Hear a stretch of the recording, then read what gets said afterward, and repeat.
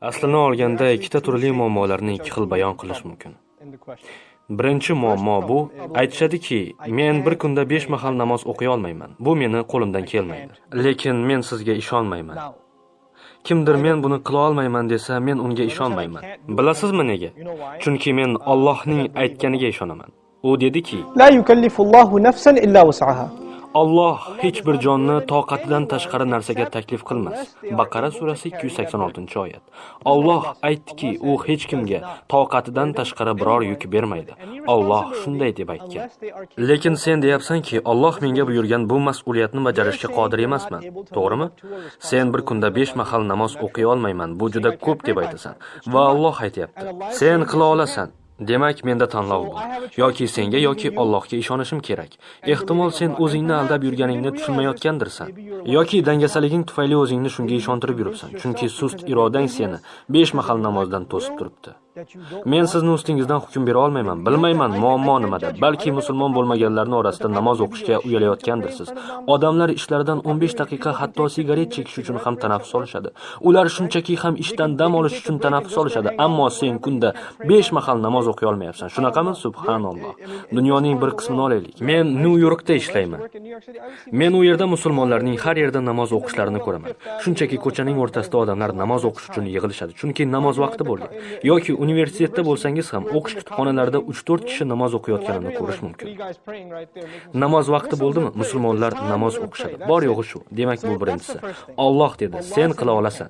Alloh senga buni yukladimi? Demak, qo'lingdan keladi. Bunga o'zingni ishontir va Allohga topshir. U senga buni oson qiladi. Ikkinchi savol shuki, bu Allohga nega kerak? Namoz o'qiysizmi, yo'qmi, bu Allohni qiziqtiradimi? Siz bir narsani unutdingiz. Namozingiz Alloh uchun emas, o'zingiz uchun, Alloh uchun emas. Agar dunyodagi hamma odam hayotini namoz o'qish bilan o'tkazsa ham, bu Allohni yanada boyitib qo'ymaydi.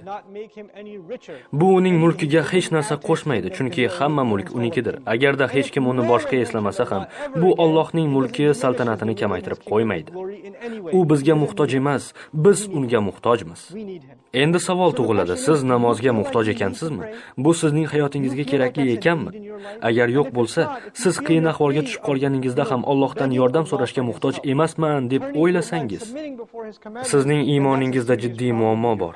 Bunday xayollar sizni Allohdan uzoqlashtiradi va shunday paytda shayton sizga yaqinlashadi va aytadiki, bilaman, sen namoz o'qimayotganingdan afsusdasan. Ulardan xalos bo'l. O'zi nega har qanday holatda namoz o'qishga majbur bo'lishing kerak? Bu falokatning ikkinchi tarafi. Birinchisida hech bo'lmasa umid bor. Chunki namoz o'qimayotganing seni afsuslantiradi. Sen aybingni bilasan, bu Allohning rahmatidan. Lekin aybingni unutganingda Alloh baribir namozimga muhtoj emas, men yaxshi amallarim ko'p, hammasi yaxshi deb qolasan. Men aynan shu bosqichni nazarda tutgandim. Yaxshi amal nima? Kim aytadi? Dunyoda yaxshilikning ikkita turi bor. Buni eslab qoling. Birinchisi axloqiy yaxshilik. Men qo'shnimga yaxshilik qilaman, halol ishlayman, odamlarga yaxshiman, o'g'irlik qilmayman, yolg'on gapirmayman. Bular inson xulqidagi yaxshi narsalar, to'g'rimi? Men rost gapiraman, soliqlarimni to'layman va hokazo. Bular axloqiy amallar va men biznesimda halolman. So'ng dindagi yaxshiliklar bor. Men hajga boraman, zakot beraman, 5 mahal namoz o'qiyman, Ramazon oyi roza tutaman. Bular inson xulqidan emas, bular diniy yaxshi amallar. Axloqiy yaxshi amallar bu insonning tabiatidan. Har doim musulmonlar va g'ayridinlar orasida nima bo'ladi? Ya'ni bu asosan musulmonlar bilan bo'ladi. Biz bu ikki narsani bir-biridan farqlab qo'yamiz. Musulmonlar ichida shunday odamlar topasizki, ular axloq tarafdan zo'r, ular oilasiga yaxshi munosabatda, bolalariga mehrli, oilasidagi yumushlarga mas'uliyatli, qo'shnilarga yaxshi insonlar. Lekin qanaqa? Diniga amalsiz.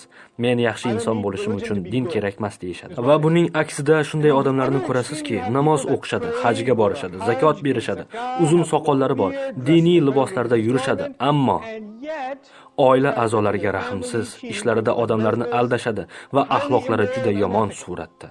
Mana nima bo'ladi? Biz bu ikki yaxshilikni bir-biridan ajratib qo'ysak, axloqiy yaxshi amallar, diniy yaxshi amallar. Alloh Qur'onda ularni bir oyatda birga zikr qildi. Bu oyatul bir deb nomlandi, ya'ni yaxshilik oyati.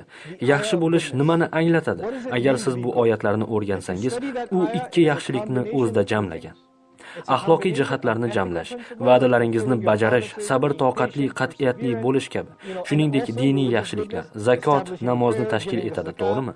Demak, bu ikki yaxshilikni bir yerda jamlashdir. Siz o'zingizni to'g'ri yo'ldaman deb o'ylasangiz, ehtimol siz axloqiy yaxshilikka sodiq qolib, diniy tarafni qoldirib ketarsiz. Lekin Alloh bizdan ikkisini bir vaqtda xohladi va buni qila olgan inson haqiqiy yaxshilikning ustidadir.